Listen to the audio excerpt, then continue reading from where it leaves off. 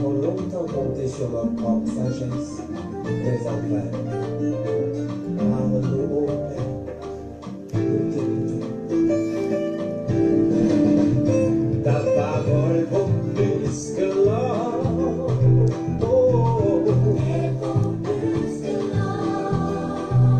Oh Dieu, ta parole me restaure. Oh,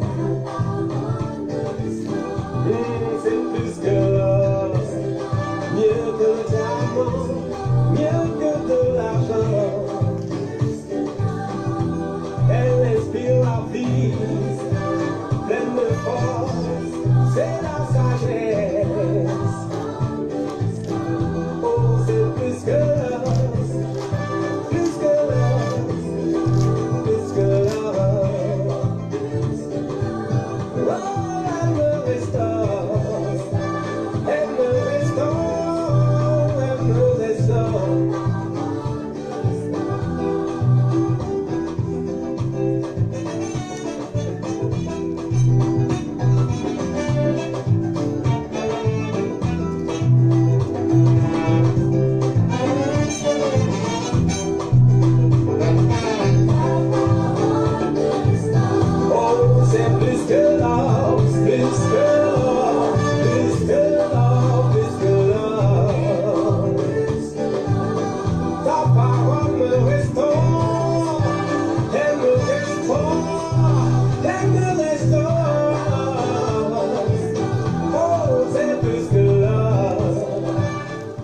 Dieu vous bénisse, peuple de Dieu, je suis votre serviteur, l'évangéliste plus que vainqueur.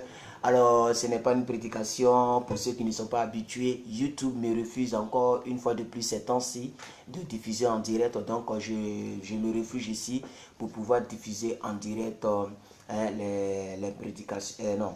Diffuser en direct les lectures de la Bible en un an. Voilà. Et donc, nous sommes aujourd'hui à notre 152e jour.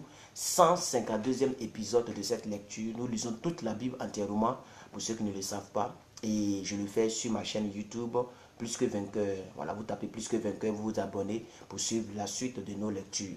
Et pour suivre d'autres vidéos que je fais qui ne sortent pas sur Facebook. Notamment, nous sommes en train de parler sur YouTube de l'affaire de Mamoundou Gassama, celui qui a sauvé l'enfant. Nous sommes en train de faire des vidéos là-bas qui ne sont pas ici. Vous pouvez aller checker. Voilà. Alors que Dieu vous bénisse, que sa grâce soit avec vous. Nous voulons lire encore une fois de plus sur les Écritures. Amen. Que la grâce du Seigneur soit avec toutes les personnes qui nous prennent en cours. Alors, selon le programme, d'abord, Maman Christ n'est pas là. Elle est partie au rendez-vous avec sa fille aînée. Du coup, j'ai le programme sous mes yeux. Nous lisons dans Luc 24, du verset 13 au verset 53. Luc 24, du verset 13 au verset 53. Alors hier, nous avons lu que le brigand à la croix, Jésus a été crucifié avec deux brigands. Il y a un brigand qui disait à Jésus, mais si tu es Dieu, sauve-toi et sauve-nous, n'est-ce pas? Mais il y a un autre brigand aussi qui disait, Seigneur, si tu vas, souviens-toi de moi. Ok? All right. La Bible dit, Jésus a dit à ce brigand, ce même jour-là, ce même jour, aujourd'hui, là, tu seras avec moi dans le paradis. Le brigand n'a pas connu de baptême. Le brigand n'a pas connu d'école de dimanche. Le brigand n'a pas connu de jeunesse. Il n'a pas fait des réunions dans des églises. Il n'a pas payé dîme. Il n'a pas fait offrande.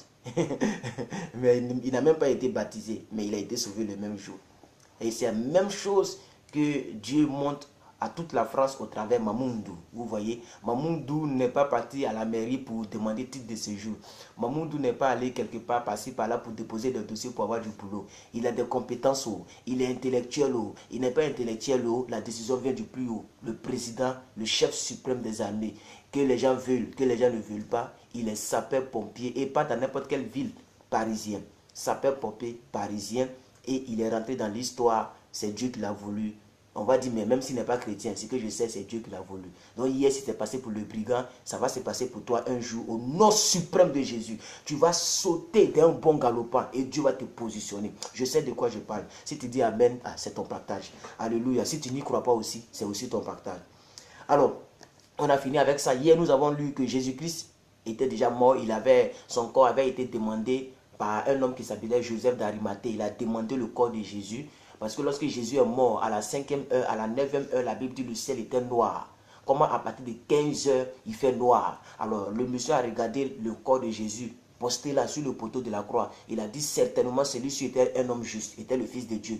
Il est parti demander son corps pour aller l'ensevelir dans une grotte, dans un sépulcre taillé en pierre où personne n'était encore enseveli. Et donc nous avons lu ça. Jésus avait été enseveli par un conseiller nommé Joseph. Voilà. Et donc aujourd'hui nous allons lire exactement la résurrection de Jésus parce qu'il est différent de tout autre mort. Beaucoup de personnes sont mortes, ne sont pas réveillées. Michael Jackson est parti. Le père fondateur de la Côte d'Ivoire, Félix Houphouët-Boigny, est parti. Je sais pas, qui encore? Molière, pour vous qui êtes en France, il est parti. C'est qui encore? En tout cas, des gens sont partis, ne sont pas revenus. Mais Jésus-Christ va revenir aujourd'hui. Alors nous sommes au chapitre 24, à partir du verset 16. Oh, excusez-moi, nous avons déjà lu la résurrection de Jésus-Christ. Ok? Donc nous sommes au verset 13. Jésus se révèle aux deux disciples sur le chemin d'Emmaüs. Lisons. Et voici ce même jour, c'est-à-dire le jour de sa résurrection, maman prunelle de Dieu, big up à vous, salutations à vous, depuis votre position. Ce même jour, deux disciples allaient à un village nommé Emmaüs, éloigné de Jérusalem de 60 stades. Et ils entretenaient de tout ce qui s'était passé pendant qu'ils parlaient et discutaient. Excusez-moi, je vais éteindre mon appareil. Excusez-moi. Voilà. Pendant qu'ils parlaient et discutaient, Jésus s'approcha et fit route avec eux. Mais leurs yeux étaient empêchés de le reconnaître. Et il leur dit, de quoi vous entretenez-vous en marchant? Et ils s'arrêtèrent, l'air attristé. L'un d'eux, nommé Cléopas, excusez-moi, lui répondit, es-tu le seul qui, séjournant à Jérusalem, ne sache pas ce qui est arrivé ces jours-ci? Alors, quoi? Leur dit-il, mais qu'est-ce qui est arrivé? Verset 19, et ils lui répondirent, ce qui est arrivé au sujet de Jésus-Christ de Nazareth, qui était un prophète puissant en œuvre et puissant en parole devant Dieu et devant le peuple, et comment les principaux sacrificateurs et nos magistrats l'ont livré pour le faire condamner à mort et l'ont crucifié. Ça, tu n'es pas au courant de ça? Oh, c'est le même Jésus-là à qui ils sont en train de parler comme ça. Nous espérions que ce serait lui qui délivrerait Israël. Mais avec tout cela, voici le troisième jour que ces choses se sont passées. Il est vrai que quelques femmes d'entre nous ont fort étonnés, s'étant rendues du grand matin au sépulcre et n'ayant pas retrouvé son corps. Et elles sont venues dire que des anges leur sont apparus et ont annoncé qu'il est vivant.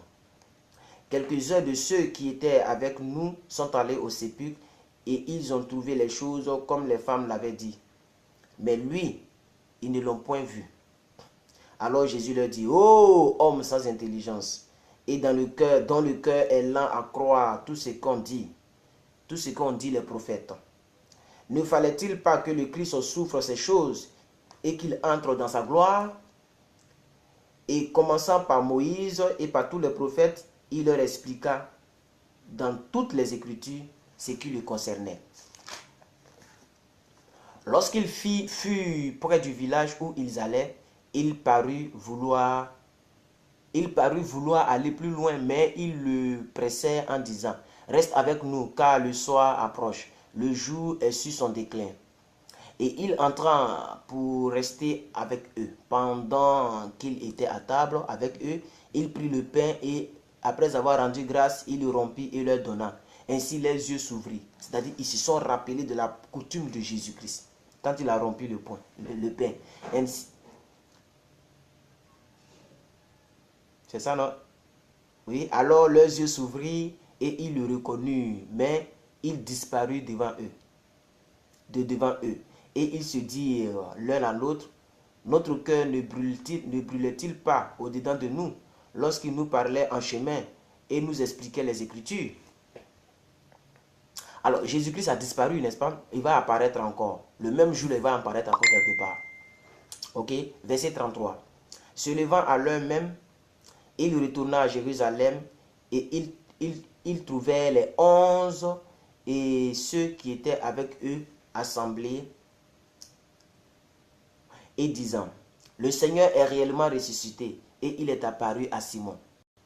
Et il racontait ce qui leur était arrivé en chemin et comment il l'avait reconnu au moment où il rompit le pain. Tandis qu'il parlait de la sorte, lui-même se présentant au milieu d'eux et leur dit, la paix soit avec vous. Mais si vous voulez, shalom. Saisi de frayeur et d'épouvante, il croyait voir un esprit. Mais il leur dit, pourquoi êtes-vous troublés? Et pourquoi vous avez de pareilles pensées? S'élevant-il dans vos cœurs? Voyez mes mains et voyez mes pieds. C'est bien moi. Touchez-moi. Et voyez un esprit n'a ni chair ni os comme vous voyez que je les ai.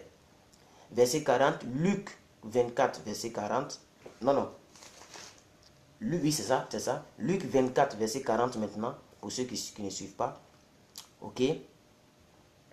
Et en disant cela, il leur montra ses mains et ses pieds, comme dans leur joie, et ils ne croyaient point encore, et qu'ils étaient dans l'étonnement, et ils leur dirent, avez-vous ici quelque chose à manger? Il lui présentait du poisson rôti et un rayon de miel. Et il en prit, il en mangea devant eux. Donc Jésus-Christ est ressuscité tel qu'il était. Ce n'est pas du jeu. Hein? Alors Christ confie une mission aux nouvelles... Une mission nouvelle aux 11 disciples, puisque Judas n'est plus là. Puis au verset 44, puis il leur dit, c'est là ce que je vous disais lorsque j'étais encore avec vous, qu'il fallait que j'accomplisse, il fallait que s'accomplisse tout ce qui était écrit de moi dans la loi de Moïse et dans les prophètes et dans les psaumes. Alors il les ouvrit l'esprit afin qu'ils comprennent les Écritures. Oh, alléluia, comme il a fait pour moi, afin que je comprenne les Écritures. Et il leur dit, ainsi il est écrit que le Christ souffrirait et qu'il ressusciterait des morts le troisième jour et que la repentance et le pardon des péchés seraient prêchés en son nom à toutes les nations et à commencer par Jérusalem. Vous êtes donc témoins de ces choses. Alors, du verset 49 au verset 53, nous allons lire l'ascension de Jésus. Et voici, j'enverrai sur vous ce que mon Père a promis. Mais vous restez dans la ville jusqu'à ce que vous soyez revêtus de la puissance d'en haut. Ça y est dans Acte 1:8 aussi. Pendant qu'il les bénissait, il se sépara d'eux et il fut enlevé au ciel. C'est ce qu'on appelle l'ascension. Puis pour eux, au verset 52, avant-dernier verset, pour eux, après l'avoir adoré, ils retournaient à Jérusalem avec une grande gloire et ils commençaient continuellement dans le temple. Ils étaient continuellement dans le temple, louant et bénissant Dieu. Alors aujourd'hui, on a terminé Luc et hier, on a terminé 1 Samuel. Donc on avance dans notre lecture, ok? Je regarde rapidement le programme, s'il vous plaît. Proverbe 15, 26, 27. Proverbe 15, 26, 27, la sagesse du jour. J'ai ma lumière, restez bénis, madame. Proverbe 15, 26, 27, la sagesse du jour. Proverbe 15, 26, 27, la sagesse du jour. Alors hier, nous avons lu que pour le sage, le sentier de la vie mène en haut, afin qu'il se détourne du séjour des morts qui est en bas. L'Éternel renverse la maison des orgueilleux, mais il affermit les bornes de la veuve. Alors aujourd'hui nous lisons, les pensées mauvaises sont en horreur à l'Éternel. Les pensées mauvaises sont en horreur à l'Éternel, mais les paroles agréables sont pures à ses yeux. Les paroles agréables sont pures à ses yeux. Celui qui est avide de gain trouble sa maison. Celui qui est avide du gain trouble sa maison. Mais celui qui hait les présents vivra. Mais celui qui hait les présents vivra. Ça, c'est la sagesse du jour. Il n'y a pas grand-chose à expliquer. C'est une lecture, on avance. Alors, peuple de Dieu, nous continuons dans le livre de Psaume 119, verset 145 jusqu'au verset 160. Psaume 119, 145, 160. Psaume 119, 145, 160. Psaume 119, 145, 160. Psaume 119, 145, 160. Psaume 119, 145, 160. Psaume 119, 145, 160. Alors, nous lisons aujourd'hui le psaume de Koph. Q-O-P-H. Koph. Il va parler aussi de la parole de Dieu. Et après, nous allons lire le psaume de Resh. Ok, donc Koph dit, je t'invoque de tout mon cœur. Dans d'autres Bibles, on ne met pas le nom des personnes qui parlent. Non, c'est plusieurs personnes qui ont parlé ici. Ok, c'est pourquoi c'est le psaume le plus long. Je t'invoque de tout mon cœur, exauce-moi l'Éternel, afin que je garde tes statuts. Ah oui, ta parole vaut mieux que l'or vraiment. Je t'invoque, sauve-moi, afin que j'observe tes préceptes. Je dévance l'aurore et je crie. J'espère en tes promesses et je dévance les vieilles et j'ouvre les yeux. Je dévance les vieilles et j'ouvre les yeux pour méditer ta parole. Écoute donc ma voix selon ta bonté. Rends-moi la vie selon ton jugement. Ils approchent ceux qui poursuivent le crime. Ils s'éloignent de la loi. Tu es proche, ô Éternel, et tous tes commandements sont vérité. Dès longtemps, je sais par tes préceptes que tu les as établis pour toujours. Alors, nous lisons le psaume de Resh, R-E-S-C-H, Resh, du verset 153 au verset 160, le psaume de Resh, voilà, et il dit, vois ma misère et délivre-moi, car je n'oublie point ta loi. C'est très important, afin de la parole de Dieu, n'est-ce pas, du Dieu. Défends ma cause et rachète-moi. Rends-moi la vie selon tes promesses. Le salut est loin des méchants, car ils ne recherchent pas tes statuts. Tes compassions sont grandes, ô Éternel, rends-moi la vie selon tes jugements. Mes persécuteurs et mes adversaires sont si nombreux. Je ne m'écarte point de tes préceptes. Ça, c'est très important. Je ne m'écarte point de tes préceptes. Je vois avec dégoût des traites qui n'observent pas ta parole. C'est-à-dire quelqu'un qui n'observe pas la parole de Dieu, ce sont des gens qui doivent nous dégoûter. C'est pourquoi Jésus, lorsque sa propre mère, lorsqu'ils sont venus lui dire que ta mère et tes frères t'appellent, il dit, qui sont mes mères et qui sont mes frères? Ce sont ceux qui font ce que mon Père m'a envoyé de faire. C'est ceux qui font la volonté de mon Père qui sont mes frères et mes mères. Donc normalement, des gens qui vivent comme ils veulent, c'est des gens que nous devrons regarder, qui devaient nous dégoûter, entre guillemets. Oui, c'est ce que Resh est en train de dire ici. Il dit, je vois au verset 158, je vois avec dégoût des traites qui n'observent pas ta parole. Considère que j'aime tes ordonnances, Éternel, rends-moi la vie selon ta bonté. Mais le verset 160, je l'ai souligné parce que ça m'a beaucoup touché. Le fondement de ta parole est la vérité. Aussi longtemps que la parole soit dans le temps, dure dans le temps, elle est toujours la vérité. Donc il dit, le fondement de ta parole est la vérité et toutes les lois de ta justice sont éternelles. C'est pourquoi la Bible dit, toutes choses passeront, mais la parole de Dieu ne passera pas. Alors pendant que nous sommes à 18 minutes de notre live, 18 minutes de notre live, peuple de Dieu, je suis en train de regarder le dernier programme. Nous lisons 2 Samuel, chapitre 1, chapitre 2, chapitre 3 et chapitre 4. Et nous terminons. 2 Samuel, peuple de Dieu. Vous voyez, dans 1 Samuel, je vais résumer rapidement, nous avons lu l'histoire de 2 personnalités, c'est-à-dire Saül et David. Saül était roi, le roi qui a été demandé par le peuple, et Dieu, pour punir le peuple d'Israël, a envoyé Saül, un homme qui est quand même bizarre. Et donc Saül a été roi, et lorsque Saül allait contre les commandements de Dieu, il faisait ce qu'il voulait, ses enfants, etc. Ses enfants même sont morts dans ça. Avant lui, Saül maintenant voulait à la vie de David, parce que Samuel est venu consacrer, sous l'ordre de l'Éternel, il est venu consacrer David. Donc tout le monde savait que David allait être roi. Alors Saül, voulant s'accrocher au pouvoir, comme le font nos chefs d'État qui veulent s'accrocher au pouvoir, qui manipulent les constitutions, Saül voulait tuer David. Mais il n'a pas pu parce que le propre fils de Saül, qu'on appelle Jonathan, était l'ami intime de David. Donc il lui donnait les docs. Il lui disait, cache-toi ici, fais tant, mon père va te faire tant, mon frère va... Donc c'est comme ça que David allait se cacher. Et jusqu'à David est allé même en exil chez les Philistins pour vivre avec eux, histoire de fuir Saül. Mais David n'avait pas peur de Saül parce qu'à 2 reprises, David a eu l'opportunité de tuer Saül. Mais il ne l'a pas fait. Vous vous imaginez, il ne l'a pas fait parce que David a toujours une conception, il faut respecter les oints de l'Éternel. Quel qu'il soit, il faut le respecter. Ce n'est pas à nous de juger les hommes de Dieu, c'est Dieu lui-même qui a appelé ses serviteurs, c'est Dieu qui sait comment ils vont finir. Amen. C'est pourquoi Jésus lui-même il a dit que le malheur m'arrivera, mais le mal m'atteindra. Mais malheur par qui le mal va m'atteindre. Ça c'est clair. Ok? Donc vous devez comprendre ça. Que l'homme de Dieu soit bien, qu'il ne soit pas bien, ce n'est pas à nous de le clouer. Vous ne me verrez jamais faire le procès d'un homme de Dieu parce que je n'ai pas appelé quelqu'un à servir le Seigneur.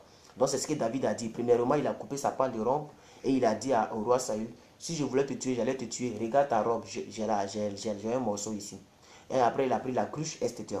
Alors donc, voici un peu le résumé de 1 Samuel. Mais 2 Samuel, nous allons lire maintenant l'histoire de David lui-même, le règne de David. Hein?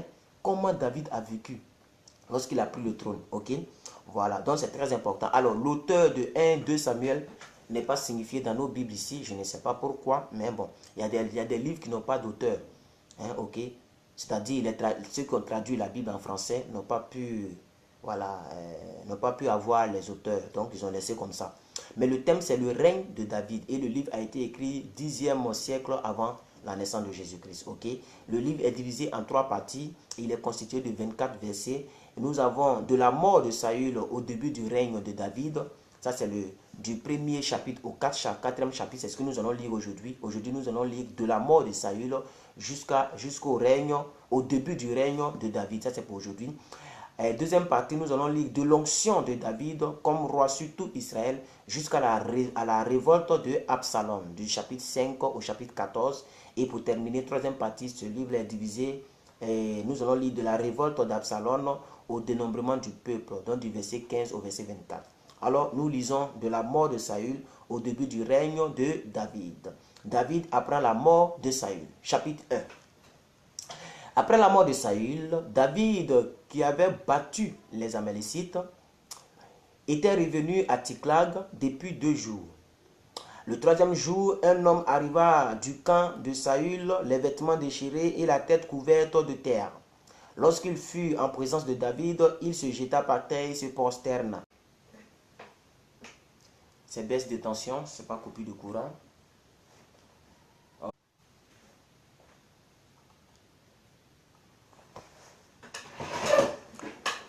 Excusez-moi, nous avons eu... Il y a baisse de tension, je ne sais pas pourquoi. Ça n'a pas arrivé il y a longtemps. Hein, la tension est très faible, donc la tension est très faible, le courant n'est pas bon. Est-ce que vous me recevez? Vous me recevez? Faites-moi signe si vous me recevez, s'il vous plaît. Vous êtes encore là? Je vois 8 personnes maintenant. Vous êtes encore là? Hello? Ah, ils ont ramené ça encore. Hello, vous êtes encore là? Ah, ils sont en train de jouer avec l'électricité. Ah, vous êtes là. Merci, maman Claire Françoise. Merci. Ça va? Ils sont en train de jouer avec l'électricité. Et ça, quand c'est comme ça, c'est pas bon. Ça peut griller les appareils. C'est bon, vous nous recevez? Vous me recevez? All right. D'accord. On y va. Donc, nous étions en train de lire de la mort de Saül au règne de David, ok? Ok, all right. Merci. Si ça va, c'est l'essentiel. Sinon, on était coupé.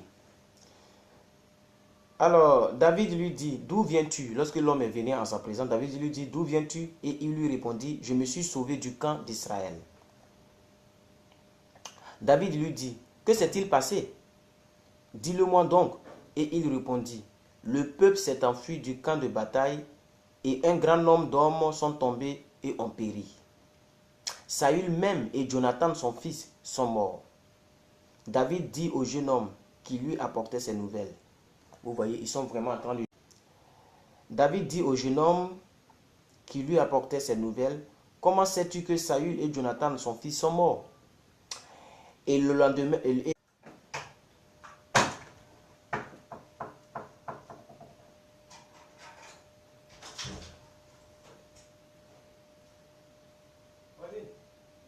y va. Ils sont en train de jouer à ton courant aussi. Ça va, ça vient là. Oh, ils vont bien apparaître déjà, hein. famille. Ils sont en train de faire la lecture là, mais ils sont en train de. Peut-être ils sont en train de travailler ici. Venez faire non.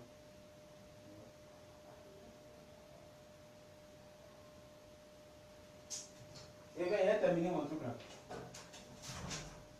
Je pense que c'est venu chez moi. Excusez-moi, excusez-moi. Oh. Excusez-moi. J'étais en train de voir un peu ce qui se passe. C'est pas à notre niveau, c'est la compagnie même qui travaille dessus. Alors donc, David a posé la question, hein, que s'est-il passé? Comment tu sais que Saül et Jonathan sont morts? C'est ça, non?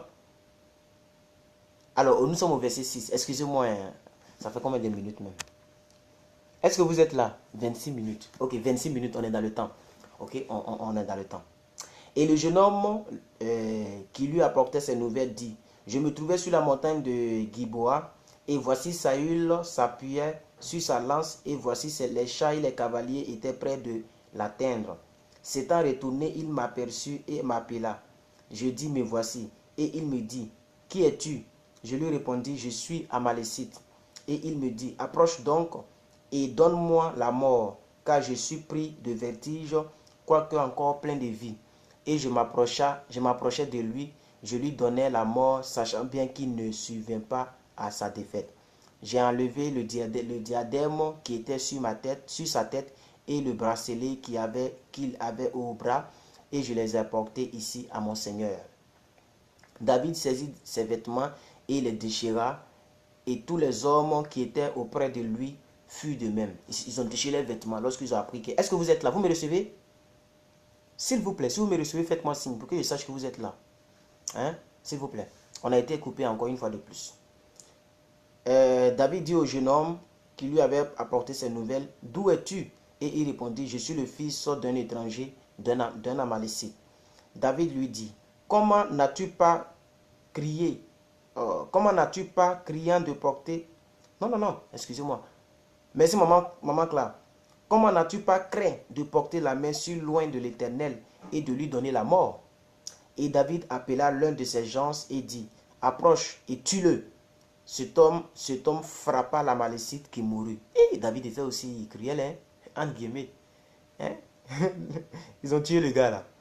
Et David lui dit, que ton sang retombe sur ta tête, car ta bouche a déposé contre toi, puisque tu as dit, j'ai donné la mort à loin de l'Éternel. Vous voyez David, son pire ennemi, il a même tué la personne qui a tué son ennemi. Or, le jeune là a tué Saül sous l'ordre de Saül lui-même. Mais tellement que David craignait loin de l'Éternel, lui-même il a fini avec le jeune. Alors, on poursuit la lecture. Hein. Elle est un peu dérangée, mais on la poursuit quand même. Nous sommes au verset 17. Voici le cantique funèbre de David que David composa sur Saül et sur Jonathan son fils, et qu'il ordonna d'enseigner aux enfants de Juda. C'est le cantique de l'arc. Et il est écrit dans le livre du juste. L'élite d'Israël a succombé sur des collines. Comment des héros sont-ils tombés?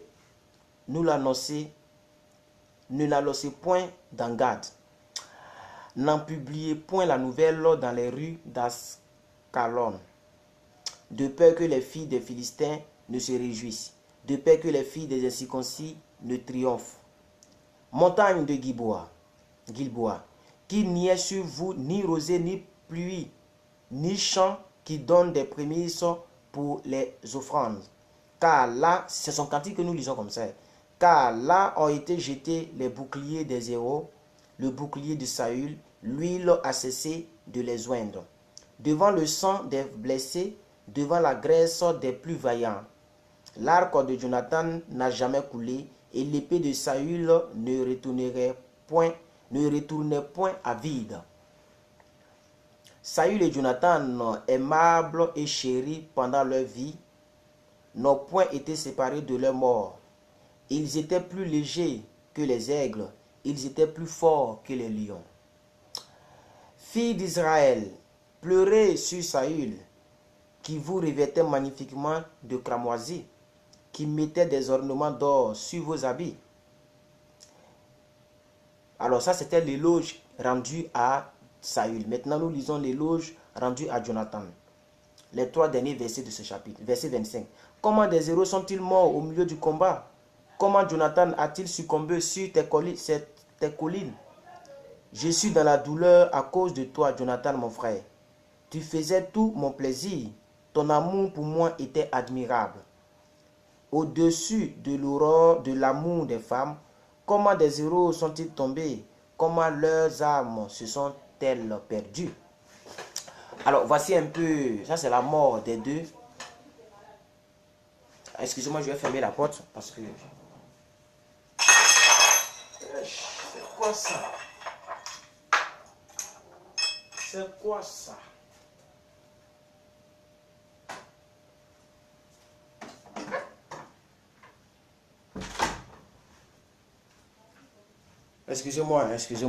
Excusez-moi. Chapitre 2. David acclamé par le roi, David acclamé roi par Juda. C'est le titre du chapitre 2. Ah, aujourd'hui, je suis beaucoup perturbé, le courant m'a tellement mélangé. Après cela, David consulta l'Éternel en disant: monterai-je dans une des villes de Juda? L'Éternel lui répondit: monte. David dit: où monterai-je? Et l'Éternel lui répondit: à Hébron. David y monta avec ses 2 femmes, Achimoam de Jezreel et Abigail de Carmel, la femme de Nabal. David fit aussi monter les gens qui étaient auprès de lui, chacun avec sa maison, et ils habitaient dans les villes d'Hébron. Les hommes de Juda vinrent, et là ils joignirent David pour roi sur la maison de Juda. On informa David que c'étaient les gens de Jabès en Galade qui avaient enterré Saül. David envoya des messagers aux gens de Jabès en Galade pour leur dire: soyez bénis de l'Éternel, puisque vous avez été ainsi montré de la bienveillance envers Saül, votre maître, et que vous l'avez enterré. Chapitre verset 6. 2 Samuel 1, verset 6. Et maintenant que l'Éternel use envers vous de bonté et de fidélité, moi aussi je vous ferai du bien, parce que vous avez agi de la sorte. Que vos mains se fortifient et soyez des vaillants hommes, car maître Saül est mort, et c'est moi que la maison de Juda a oint pour roi sur elle.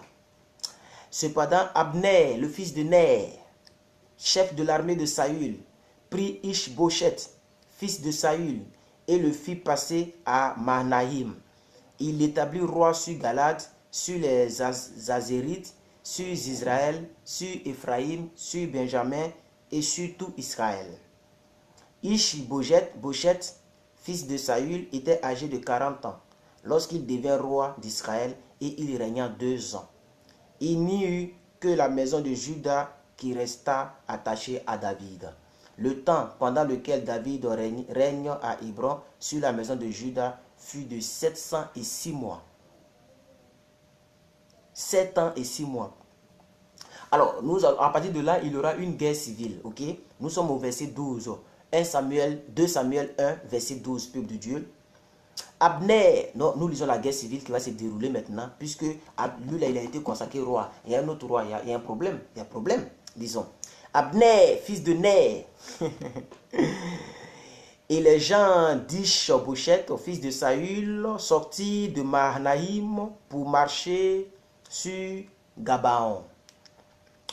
Joab, fils de Théruja, et les gens de David se mirent aussi en marche. Ils se rencontrèrent près de l'étang de Gabaon, et ils s'arrêtaient les uns les autres en deçà de l'étang et les autres au-delà.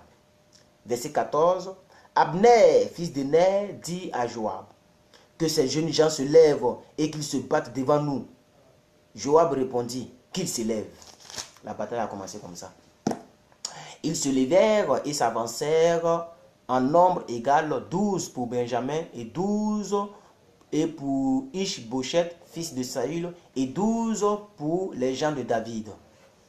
Chacun saisissait son adversaire par la tête lui enfonça son épée dans le flanc et ils tombèrent tous ensemble. Et l'on donna à ce lieu qui est près de Gabaon le nom de Elka Hatsurim. Verset 17. Il y eut en ce jour un combat très rude dans lequel Abner et les hommes d'Israël furent battus par les gens de David. Là se trouvaient les 3 fils de Théruja. Nous avons Joab, Abishai et Azaël. Azaël avait les pieds légers comme une gazelle des champs. Il poursuivit Abner sans se détourner de lui pour aller à la droite ou pour aller à droite ou pour aller à gauche. Abner regarda derrière lui et dit: Est-ce toi, Azaël? Et il répondit: C'est bien moi. Verset 21. Abner lui dit: Tire à droite ou à gauche. Saisis-toi de l'un de ces jeunes gens et prends sa dépouille. Mais Azaël ne voulut point se détourner de lui. Abner dit encore à Azaël: Détourne-toi de moi, pourquoi te frapperai-je et t'abattrai-je à terre? Comment? Oh, mais ils sont en train de jouer avec le tout, franchement. Franchement. Ils sont en train de jouer avec... ils sont en train de faire des travaux dessus. Et je voulais vraiment terminer la lecture aujourd'hui. Comment... La connaissance est toujours là. Comment ensuite lèverai-je le visage devant ton frère, Jacob? Verset 23. Et Azaël refusa de se détourner, sur quoi Abner le frappa au ventre avec l'extrémité inférieure de sa lance, et la lance sortit par derrière, et il tomba et mourut sur place. Tous ceux qui arrivaient au lieu où Azaël était tombé, mort, s'y arrêtaient. Alors, peuple de Dieu, on a un souci. Est-ce que vous me recevez quand même? Je vais lire comme ça quand même, ok? Verset 24.